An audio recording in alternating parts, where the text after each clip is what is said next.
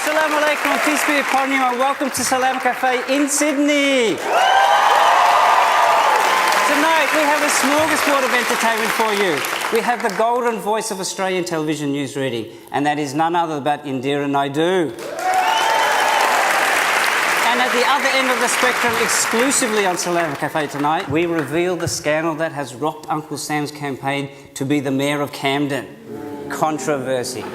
So let's meet the panel for tonight. In perfect symmetry, I should add. Firstly to the ladies, Dakalina Madkhul and Susan Carland. And the not-so-attractive side of the panel, Ahmed Hassan and Waleed Ali. And of course, everybody's favourite chaiwala, Nazim Hussain.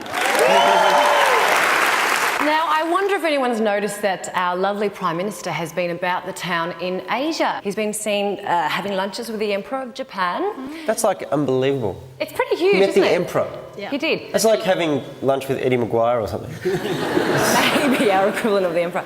And Indonesia just opened up an Islamic school in Aceh on the weekend. You're kidding? Really? Not Camden then.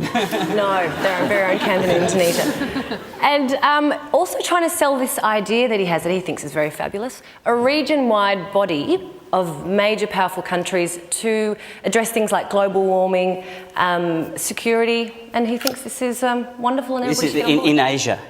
Well, no, in the Asia-Pacific. So he's called it the Asia-Pacific Community. Okay, I thought it was going to be like a European Union, and instead of an EU, like an AU. Very Australian thing. AU, mate. Yeah. And what about the currency? Would it be like, they've got the euro, would it be called like the ASIO? We've got one of them, I think. Yeah, that rolls off your tongue a bit too easily, I think. Who's in this? Yeah, who are the countries? Okay, so we've got Australia and Indonesia's there. It's a closest neighbour to Australia, makes sense. Japan, China, big economy on board. India. Mm-hmm. All the big players. Yeah, including the US. They're in everything. You know that. They're in everything. What about Sri Lanka? I mean, without Sri Lanka... What about Sri Lanka, please?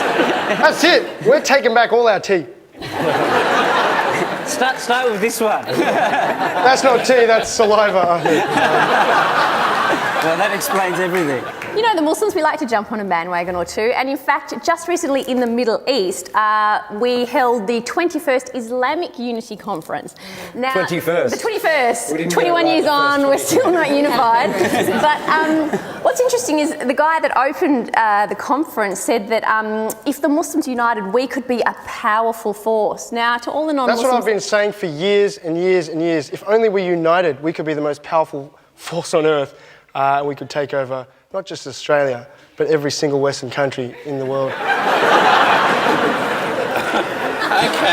all right. One kebab shop at a time. All right, now before all our non-Muslim viewers freak out about that, before anyone does get too alarmed about this impending powerful force, just have a look at some of the images from the conference and it should sort of allay some of your fears. These are the delegates at the conference. Now, that's a powerful force right there. We've got some more of that should just sit. Okay. Looks like it'll take another 21 conferences to achieve anything. So I don't think we've got anything to worry about just yet. Well, look, you know, all these unions based on geography, it's just so random. What do you mean it's random? It's like the most natural union you could... No, I've got a better system, man. They should base it on merit. The Economist magazine have just published the Global Peace Index. It rates all the countries in the world based on crime rates, number of people in jail, gun ownership, and involvement in the military and in wars. Iceland was the most peaceful country on earth. Makes sense, yeah. And the bottom two on the list were Iraq and Afghanistan. There's a surprise. What was the highest ranking Muslim country? Oman, they came in at number 25, 2 spots ahead of Australia at 27. So Oman's more peaceful than Australia? According to that index. I think the only thing that matters is whether or not we beat the Kiwis. Oh, I'm sorry, I'm sorry, they thrashed us. They are so peaceful, all right? Honestly, the Kiwis are so peaceful. They're number 4. They came 4th. 4th in the world. I would just like to take this moment to celebrate my New Zealand heritage. The first time in Australia I've been proud of, having a New Zealand background. I just like to bask in this. Get out of our country then. I think it's got to do with Australia's underarm policy, which is absolutely So, all right, we didn't beat the Kiwis. Surely we beat the Poms. Yeah, well, England didn't do too well. again. They never beat us at anything. They came in at number 49, just beneath Kuwait and Botswana. I don't know, I just think that we're placing way too much stock in this whole peace index thing. Why? It's rubbish. Like, the rankings are rubbish. Because the criteria says that if you have a lot of people in prison, then you're not a peaceful country, right? That's right. But that, equates the experience of being in prison in one country to every other country. Like, if I was in Saudi Arabia or Iran or Uzbekistan or whatever, then being in prison would be a major... or Cuba, then being in prison would be a major thing, right? That wouldn't be a lot of fun. Wouldn't be pleasant at all. No But fun. how did the Philippines do? They were pretty low on the list, number 113. So that's rubbish, because the Philippines is the best place to be in prison. Why is that? If I was in the Philippines, prison is the only place I would want to be. We can organise that if you like, with it. It can be done. We know people. Go ahead.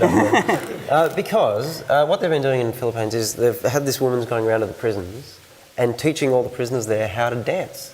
And they do these massive production numbers of hugely choreographed dancing that are actually quite impressive. And it looks like the best fun you've ever had. Let's just take a look at it here and you'll see what I'm talking about.